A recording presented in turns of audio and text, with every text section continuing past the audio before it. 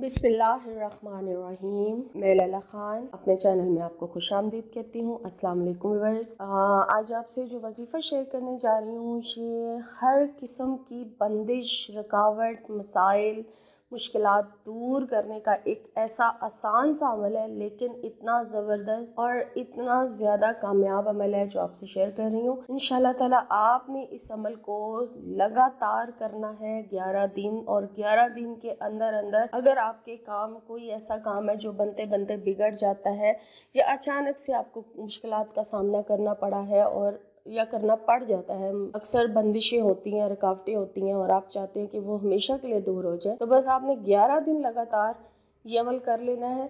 और इसको करके इंशाअल्लाह ताला आपकी ज़िंदगी में आसानियाँ आना शुरू हो जाएंगी। और इसको आपने पूरे यकीन के साथ करना है। सुबह फजर की नमाज के बाद और मगरिब की नमाज के बाद आपने अपने जो भी आपकी कोई रुकावट या बंदिश है उसके लिए दुआ करनी है। और फजर की नमाज के बाद आपने 201 मरतबा यानी 2 तस्मीयाँ पूरी और एक बार ऊपर आपने जस्ट सूरह जो फलक है वो पढ़नी है।